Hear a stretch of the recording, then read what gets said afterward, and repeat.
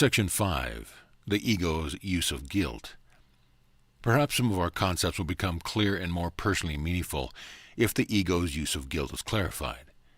The ego has a purpose, just as the Holy Spirit has. The ego's purpose is fear, because only the fearful can be egotistic. The ego's logic is as impeccable as that of the Holy Spirit, because your mind has the means at its disposal to side with heaven or earth as it elects. But again, remember that both are in you. In heaven, there is no guilt because the kingdom is attained through the atonement, which releases you to create.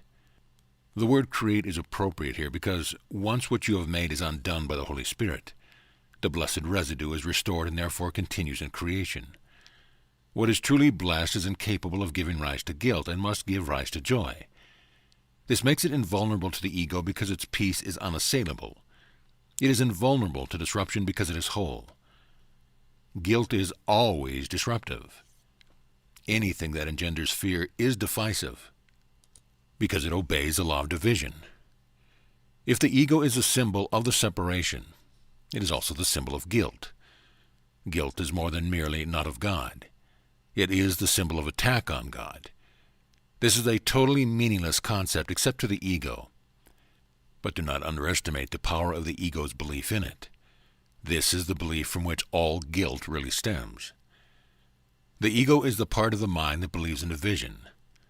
How could part of God detach itself without believing it is attacking him? We spoke before of the authority problem as based on the concept of usurping God's power. The ego believes that this is what you did because it believes that it is you. If you identify with the ego, you must perceive yourself as guilty. Whenever you respond to your ego, you will experience guilt and you will fear punishment.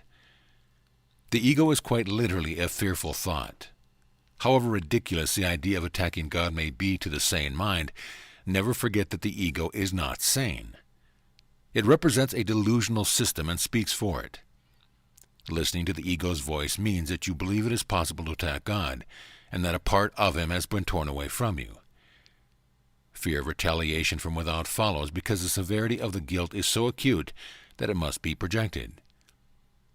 Whatever you accept into your mind has reality for you. It is your acceptance of it that makes it real. If you enthrone the ego in your mind, your allowing it to enter makes it a reality. This is because the mind is capable of creating reality or making illusions. I said before that you must learn to think with God. To think with him is to think like him. This engenders joy, not guilt, because it is natural. Guilt is a sure sign that you are thinking is unnatural. Unnatural thinking will always be attended with guilt because it is the belief in sin.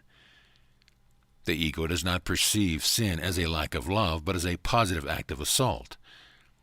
This is necessary to the ego's survival because as soon as you regard sin as a lack, you will automatically attempt to remedy the situation. And you will succeed. The ego regards this as doom, but you must learn to regard it as freedom. The guiltless mind cannot suffer. Being sane, the mind heals the body because it has been healed.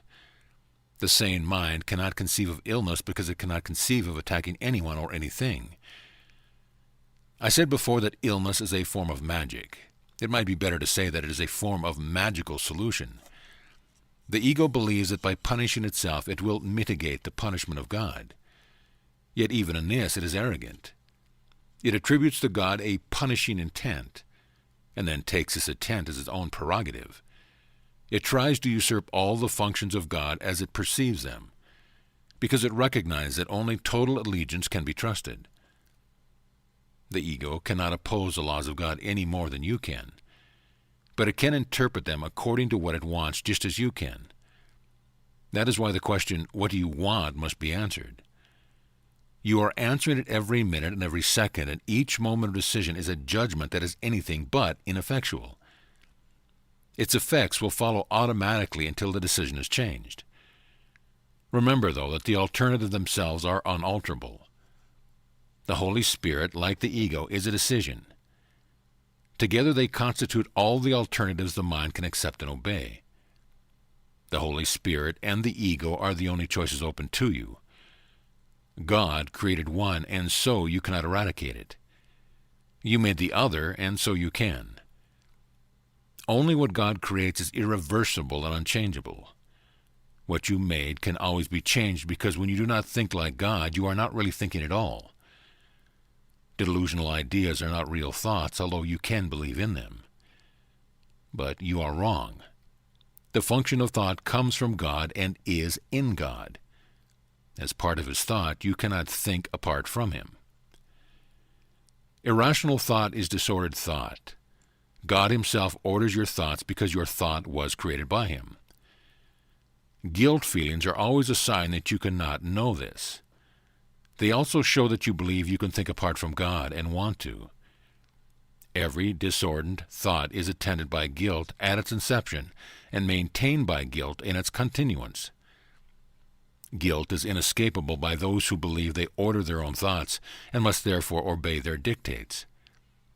This makes them feel responsible for their errors without recognizing that, by accepting their responsibility, they are reacting irresponsibly.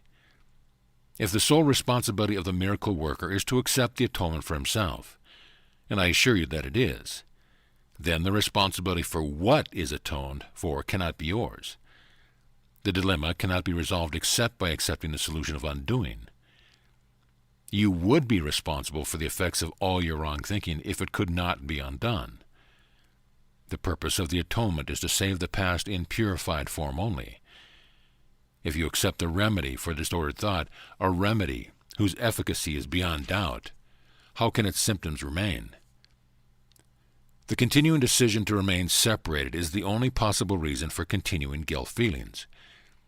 We have said this before, but did not emphasize the destructive results of the decision. Any decision of the mind will affect both behavior and experience. What you want, you expect. This is not delusional. Your mind does make your future, and it will turn it back to full creation at any minute if it accepts the atonement first. It will also return to full creation the instant it has done so. Having given up its disordered thought, the proper ordering of thought becomes quite apparent.